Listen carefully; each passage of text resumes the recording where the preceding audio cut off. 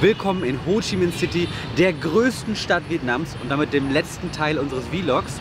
Wir schauen uns die Stadt an und vergleichen sie mit Hanoi. 3 Wochen sind wir durch Vietnam gereist und haben uns alles angeschaut, von den Himalaya-Ausläufern im Norden bei Sapa über die Hauptstadt Hanoi und Zentralvietnam mit der Altstadt in Hoi An. Seid ihr ready für das letzte Video der Vlog-Reihe? Saigon hat einiges zu bieten.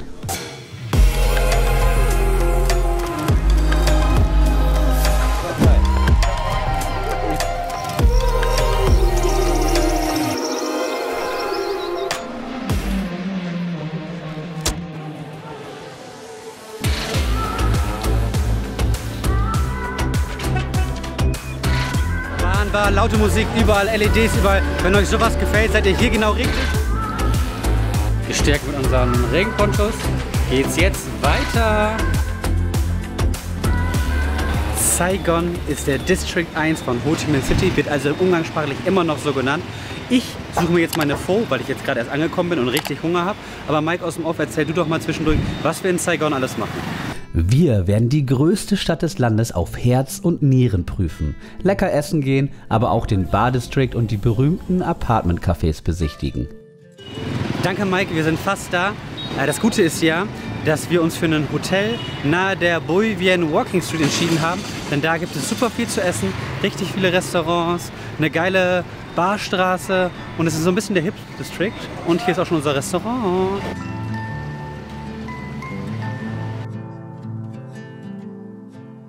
Wir sind bei unserem ersten Pho-Laden, der Name steht hier unten, weil ich nicht aussprechen kann. Noch ein bisschen was zur Pho-Kultur generell. Die meisten Läden hier sind super schnell. Man kriegt die Pho gefühlt in 2 Minuten. Die Leute sind aber auch sehr schnell beim euch wieder rausschmeißen. Es erinnert eher stark an Massenabfertigung hier. Wundert euch also nicht, wenn es immer sehr schnell gehen muss. Es ist hier nicht so ein Genießeressen. Das Coole hier aber an dem Pho-Restaurant ist, und zum Unterschied zum Beispiel Hanoi, wo wir Pho hatten, hier kriegt man das Gemüse dazu und kann sich das selbst reinmixen. Und anders als das Pho-Restaurant in Hanoi haben die auch hier eine viel größere Auswahl an Pho. Die spezialisieren sich hier nicht nur auf Beef. Sieht sehr geil aus, aber schon mal. Die Brühe ist richtig gut. Wir nutzen hier deutlich dünnere Nudeln als in Hanoi. Aber auch wie in Hanoi typisch kann man hier noch Mungobohnen, Limette und Chili dazu hauen, um noch einen ganz eigenen Geschmack zu kreieren. Richtig geile Pho, kann man sich auf jeden Fall gönnen. Die Pho in Hanoi war doch etwas geiler, aber das war auch ein ganz besonderes Restaurant und es war sogar im Michelin Guide. Schaut euch das am besten selbst mal an im anderen Vlog hier oben rechts. Nach der Pho direkt das nächste Highlight, und zwar holen wir uns einen Eiskaffee, beziehungsweise ich eine Eisschokolade, weil, wenn ihr mich kennt, wisst ihr ja, ich trinke keinen Kaffee. Natalia holt sich aber einen Eiskaffee. Der ist in Vietnam natürlich Spitzenklasse. Und deswegen gönnen wir uns den bei Little Hanoi Eckcafé. Eckcafé holen wir uns nicht, weil die hatten wir in Hanoi. War nicht so unser Ding, aber die haben bestimmt auch guten Eis, Chocolate und Eiskaffee.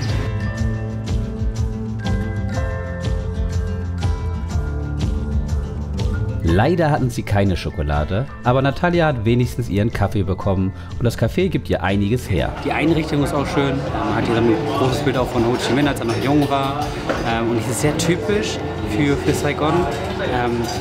Teilweise sind die Cafés einfach in Apartments. Das heißt, man geht 2 Stockwerke hoch und ist dann in einem Apartment. Das ist dann ein Café. Es gibt hier sogar einen kompletten Apartment-Komplex, der ein Café ist.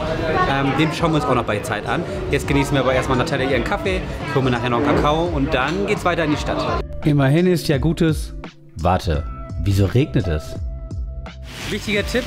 Ho Chi Minh City liegt im Süden Vietnams, also in den Tropen. Da kann es also mal passieren, dass man mit einmal übelst krassen Regen hat und 5 Minuten später keinen Regen mehr hat.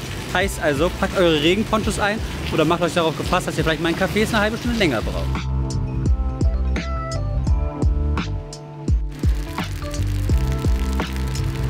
Gestärkt mit unseren Regenponchos geht's jetzt weiter.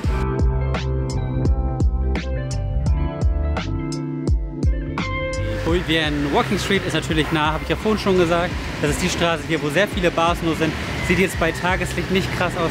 Ich werde die euch auch noch mal am Abend zeigen. Hier schon mal ein kleiner Einblick auf später. Krass, oder? Irgendwie habe ich damit in Vietnam gar nicht gerechnet. Hatte richtige Thailand-Vibes. Ein weiteres Highlight von Ho Chi Minh City. Die haben hier 7-Eleven. Kenne ich eigentlich nur aus Thailand. Oder in Japan gibt es natürlich auch und in den USA. Aber in Thailand sind die legendär für ihre Cheese Sandwiches. Vielleicht kriegt ihr die ja hier auch. Wir sind ja jetzt auf dem Spaziergang quer durch die Stadt. Man merkt direkt große Unterschiede. Ne? Wir waren ja vorhin schon im Café, Apartment und die gibt es hier immer wieder an jeder Ecke. Generell ist es aber, die Straßen sind deutlich weiter und es ist viel weitläufiger als Hanoi. Hanoi wirkte ebenso, falls ihr das Video noch nicht gesehen habt, schaut euch das auf jeden Fall an. Hanoi wirkte auf jeden Fall viel denser. Man ist einfach in der Altstadt, in einem French Quarter rumgegangen und hat man so gut wie alles abgedeckt. Hier muss man definitiv weiter laufen und dann kommt man auch an den Wolkenkratzern vorbei. Ho Chi Minh City wirkt deswegen eher wie so eine sehr moderne asiatische Stadt, so vergleichbar mit Seoul und mit Singapur und Co. Und auch schön sauber bisher. Richtig schön. Okay, vielleicht hinkt der Vergleich etwas, aber wenn man 3 Wochen lang durch die eher kleinen landschaftlichen Orte reist und selbst Hanoi hat nicht wirklich Hochhäuser und wirkt kleiner als es eigentlich ist, kommt einem Saigon ganz anders vor, ganz schön beeindruckend am Ende auch.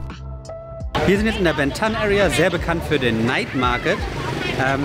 Wir werden nachher noch dahin springen und alles nochmal bei Nacht uns angucken, keine Sorge, aber auch schon bei Tag sieht es hier ganz hübsch aus.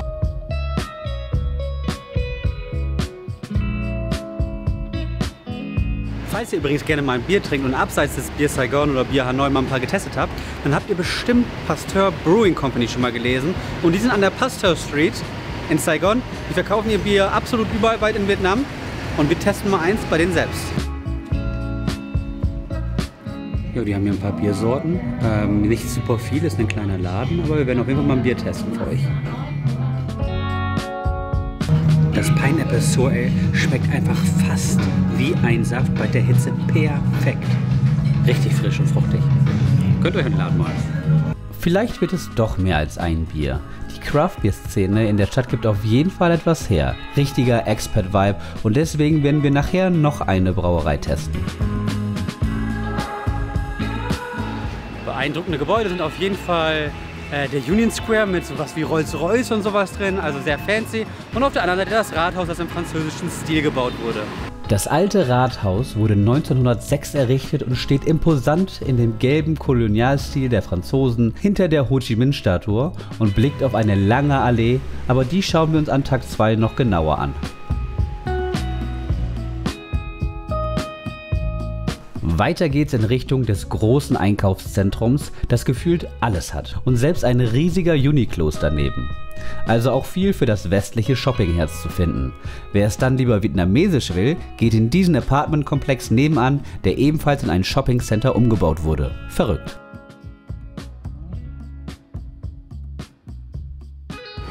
Wie auch in Hanoi ist die Kirche des Ortes eines der großen Sehenswürdigkeiten, und zwar hier ist es die Notre Dame, die momentan aber leider renoviert wird. Ich habe es ja schon im Hanoi-Video erklärt und im Sapa-Video auch schon erklärt, dass der Katholizismus relativ groß hier ist. Also in Vietnam, seitdem die Franzosen natürlich hier waren im Kolonialismus. Und dass es hier deswegen teilweise so richtig große und alte Kirchen aus dem 19. Jahrhundert gibt. Generell ist es ganz cool, dass man hier solche Gebäude wie die Kirchen oder andere Kolonialismusgebäude hat und dann dazwischen Hochhäuser und teilweise Wolkenkratzer hat. Ein guter Mix zwischen alt und neu. Seit 1880 existiert diese neuromanische Kirche schon in der Innenstadt. Und auch im Renovierungsmantel kann man den Glanz des Platzes und der Kirche erhaschen. Interessanter Mix auch mit den römisch-katholischen Gebäuden und den ganzen kommunistischen Flaggen und Gebäuden rund um den Platz herum. Aber ja, vergessen dürfen wir auch nicht das Gebäude nebenan. Und das wahrscheinlich bekannteste Gebäude im Kolonialstil ist das alte Posthaus aus dem 19. Jahrhundert. Auch hier ist ein riesiges Bild von Ho Chi Minh. Generell ist es ja so, dass der Süden eigentlich nicht kommunistisch war und dann nach dem anti-amerikanischen Krieg, so nennt man den hier ja, kommunistisch bzw. sozialistisch wurde und die Leute teilweise in Erziehungscamps gesteckt wurden. Dazu werde ich aber noch mehr erzählen, wenn wir die Museumsunsicher machen. Aber generell sieht man hier sehr viele Zeichen von Kommunismus bzw. Sozialismus und Ho Chi Minh, sowie die Statue zum Beispiel auch. Ähnlich wie die Kirche wurde das Post Office Ende des 19. Jahrhunderts von den Franzosen gebaut. Und nicht nur von außen sieht es geil aus, sondern hat auch einen krass nostalgischen Stil im Inneren.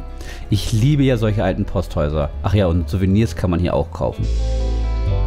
Ein weiteres Highlight in Saigon ist die Book Street, eine Seitenstraße, wo es einfach nur Buchladen an Buchladen gibt. Und obwohl wir immer noch mitten in der Innenstadt sind, herrscht hier ein ganz anderer Vibe.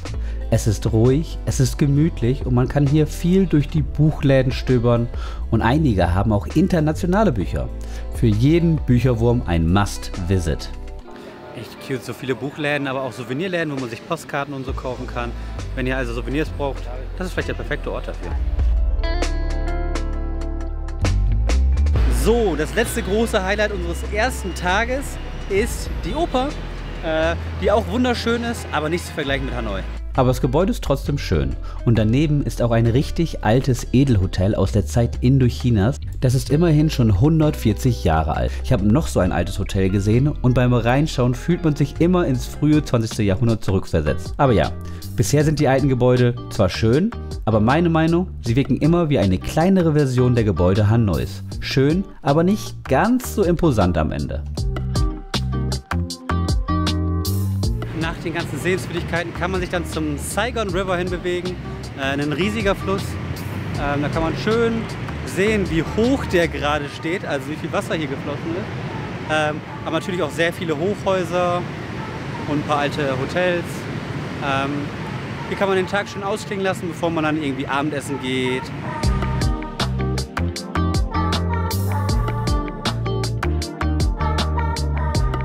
Ja, wir sind jetzt zurück auf der Straße vor unserem Hotel. Ich habe euch gesagt, da ist nachts viel los und es sieht hier einfach aus, als wäre es Las Vegas.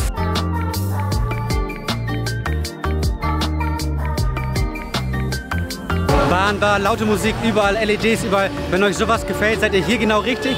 Ich werde die nächsten Tage aber mal so ein bisschen die Craft Beer Brewery Szene ein bisschen genau unter die Lupe nehmen. Vielleicht gefällt euch das ja noch mehr.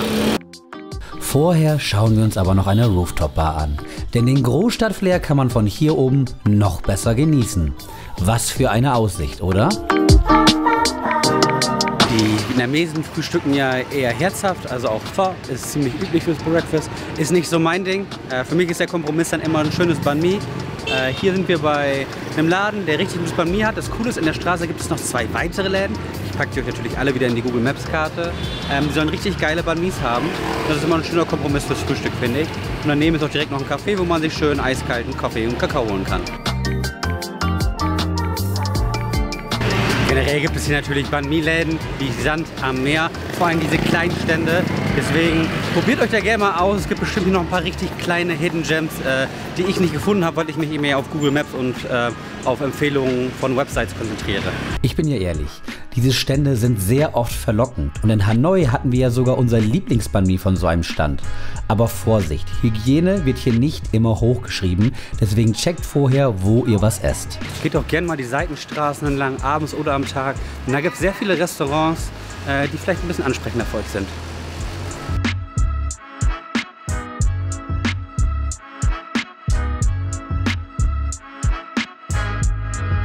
Und in einer dieser Seitenstraßen haben wir unser heutiges Frühstück gefunden. The Hungry Pig. Ein kleines Lokal, das richtig leckere Sandwiches macht, eben mit Fokus auf Bacon. In der Stadt muss man natürlich auch in eins der vielen Museen gehen. Wir haben uns für das War Remnants Museum entschieden, also die Kriegsüberreste. Früher hieß das mal Museum des anti-amerikanischen und chinesischen Kriegs und amerikanischen Kriegs und ihre Puppen. Wurde natürlich nach den diplomatischen Beziehungen, die sich verbessert haben, geändert in Kriegsüberreste-Museum. Und hier sieht man teilweise Panzer und Co. und lernt mehr über den anti-amerikanischen Krieg der 70er Jahre. Der anti-amerikanische Krieg, oder wie wir ihn nennen, Vietnamkrieg, ist natürlich essentiell für die vietnamesische Geschichte, vor allen Dingen für die nahe Geschichte. In den 70er Jahren wurde der Krieg geführt, ich meine, das ist, glaube ich, jedem bekannt.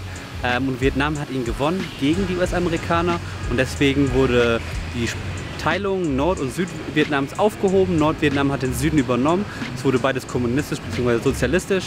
Und in den 90er Jahren hat sich das Land dann erst wieder geöffnet und ist zu dem geworden, was wir jetzt kennen, wo wir jetzt auch Tourismus machen können, was früher ja gar nicht so ging.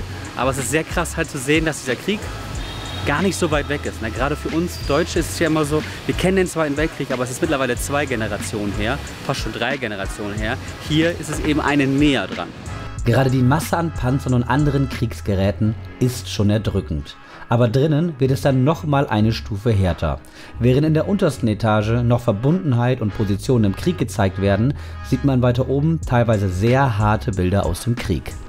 Also definitiv nichts, was man mit Kindern machen sollte, dennoch sehr eye-opening. Man sieht, wie hart der Vietnamkrieg eigentlich war. Es gibt also mehrere Museen, die ihr euch anschauen könnt. Das hier gehört zu den prägnantesten. Aber genug davon. Jetzt geht's zurück ins Hier und Jetzt.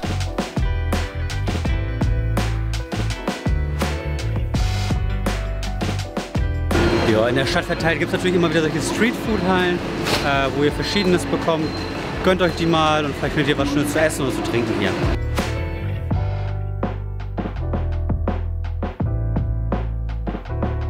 Die Prachtstraße, also die bei der Ho Chi Minh-Statue selbst, ist schon krass, ne? Also sowas hat man, glaube ich, nicht in Vietnam sonst, dass die Hochhäuser da sonst hochragen.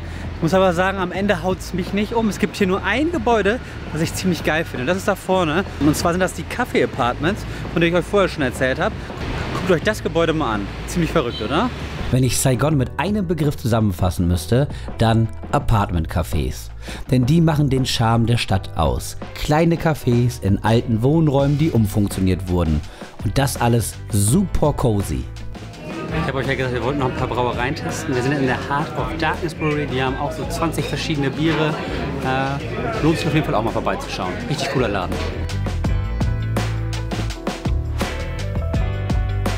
Kleiner Tipp natürlich, wenn ihr in so einer Brauerei seid, dann holt euch gleich einen Sechserträger. Denn wir wollen ja hier auch was testen, ne?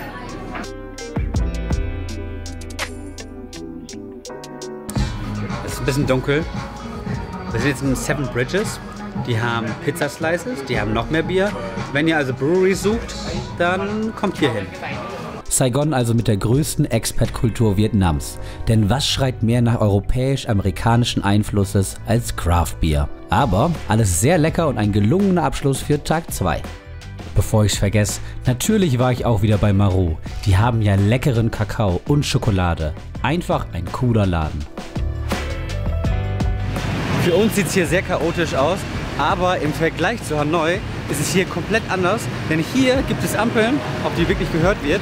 Und unser einer Taxifahrer hat uns auch gesagt, ja, die Leute aus Hanoi, die können hier easy fahren, weil es hier geordneter ist, aber wir könnten in Hanoi nicht fahren. Interessant, oder? Darauf erstmal ein Frühstück bei den Bagel Brothers, die echt geile Sandwiches produzieren. Und im Anschluss haben wir uns dann noch in den Park begeben und den Leuten beim Sport zugeschaut. Denn anders als in Hanoi gibt es hier viel mehr Platz und Ruhe. Also sieht man Leute beim Trainieren, Federball spielen und ganz anderen lokalen Sportarten. Man muss ehrlich sagen, die Food-Szene in Ho Chi Minh City unterscheidet sich komplett vom Rest des Landes. Wenn ihr vor allen Dingen in Hanoi seid, dann ist es krass auf Streetfood und vietnamesischem Essen basierend. Hier kriegt man viel mehr internationale Sachen, was natürlich auch cool ist, wenn man hier längerfristig ist. Deswegen wäre es vielleicht für mich eher eine Stadt zum Leben. Wir sind zum Beispiel jetzt in einem vegetarischen Restaurant, die sehr geile Inneneinrichtungen haben, aber auch interessantes Essen, weil das ist ein Mix aus regionalen Gerichten, halt Pho, Banh Mi und Co., alles vegetarisch und auch noch anderen Sachen. Kann man sich auf jeden Fall mal gönnen. So this is the vegan pho, and it's so full of flavor. Even though there's not a single piece of meat here, it's just as deep as the normal one, and it has got a lot of add-ons, especially this tofu. It's just great. Highly recommended. So, zum Abschluss gehen wir jetzt zu dem Ben Thanh Night Market, den ich euch schon am Anfang mal gezeigt habe. Der macht immer um 18 Uhr auf, vorher ist es noch ein anderer Market. Mal schauen, was er so kann. Lebensmittel, Klamotten, Edelmarken. Hier gibt es alles Mögliche, hier kann man viel handeln. Der Markt ist auch relativ alt, hat also eine lange Tradition. Kann man einmal drüber gehen abends, ist jetzt aber nicht das größte Highlight, das ich hier erleben werde. Interessant ist, dass hier super viele Gassen sind sozusagen in dem Markt und es sich anfühlt wie ein kleines Dorf gefühlt und auch an Märkte in arabischen Ländern zum Beispiel erinnert, also Doha oder Istanbul. Ziemlich cool gemacht. So Leute, gerade der Food-Part hat am Ende richtig überzeugt und macht mich so ein bisschen hungrig. Ich werde mir jetzt was zu Abendessen holen. Meine letzte Mahlzeit in Vietnam. Ihr werdet nicht dabei sein, denn ich verabschiede mich an dieser Stelle von euch. 6 Videos, 3 Wochen durch Vietnam. Es war eine richtig geile Tour. Ich weiß gar nicht, was ich sagen soll. Vietnam war ein absolutes Highlight für mich. Ho Chi Minh City vielleicht jetzt am Ende nicht ganz so ein cooler Abschluss, wie es hätte sein können. Aber war trotzdem auch immer noch wunderschön, weil der Vietnam von Rest vielleicht eben noch ein Tick schöner war. Vergesst am Ende nicht zu liken, zu subscriben. Ich überlege, ob ich nicht noch ein paar Videos machen soll, wie die besten Gerichte, die Vietnam hat, oder meine Top 5 Highlights. Schreibt doch gerne mal in die Kommentare, was ihr noch sehen würdet. Ich verabschiede mich jetzt, haut da rein, bis zur nächsten Reise. Und damit finden 3 Wochen Vietnam ihr Ende. Wir haben uns wirklich alles mal genauer angeschaut. Ob Nordvietnam mit seinen schönen Bergen, Hanoi und der atemberaubenden Küste rund um Cat Ba oder den Flüssen von Ninh Binh, bis hin zur Altstadt von Hoi An in Zentralvietnam mit meinem Lieblingsessen und dann eben noch Ho Chi Minh City im Süden. Vietnam ist ein atemberaubendes Land und ich sag euch eins, das müsst ihr gesehen haben. Bis zur nächsten Reise, haut rein und ab in die Highlights.